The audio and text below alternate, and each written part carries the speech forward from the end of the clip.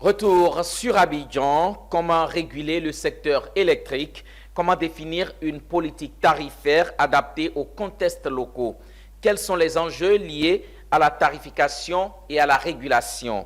C'est autant de questions, voire plus, qui sont inscrits au menu de la 8e édition de la formation de haut niveau sur la régulation et la tarification de l'industrie électrique. Issa Badini et Richard Akeke ont été à la cérémonie d'ouverture. Ils sont une quarantaine, venus d'une dizaine de pays francophones, dont le Madagascar, le Burkina Faso, le Sénégal, la Côte d'Ivoire ou encore le Gabon. Tous des cadres du secteur de l'électricité. Nous sommes à l'ouverture de la formation de haut niveau sur la réglementation et la tarification de l'industrie électrique.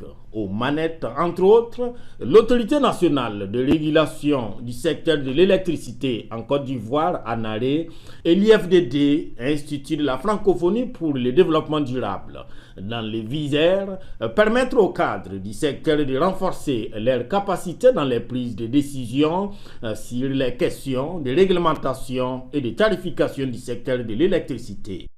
Le tableau de bord, c'est tout ce qu'il y a comme modèle tarifaire.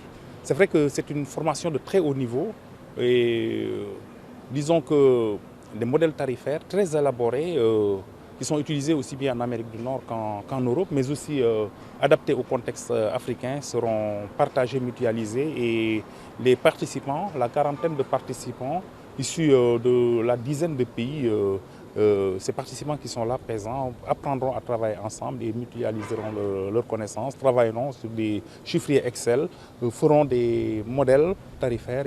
Un programme alléchant comme le décrit Ibrahima Dabo pour des attentes tout aussi alléchantes.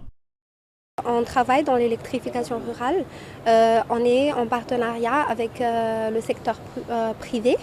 Donc on est ici pour apprendre des experts comment on fait les structures tarifaires afin de garantir l'équilibre financier de nos partenaires privés et également d'assurer un reflet des coûts d'investissement et des coûts opérationnels et bien sûr de voir vraiment la capacité à payer des gens ruraux qui sont assez bas pour Madagascar. Pour cette formation qu'on a vraiment accueillie comme une opportunité pour nous, nous attendons de pouvoir accueillir des outils qui nous permettront de répondre efficacement aux enjeux actuels et futurs, notamment en termes de durabilité, de soutenabilité et de profitabilité pour le secteur de l'énergie. Une conférence inaugurale sur le thème « Principe de tarification, fondements théoriques et considérations pratiques » a meublé la cérémonie d'ouverture. Le séminaire ainsi démarré refermera ses portes le vendredi 15 juillet prochain.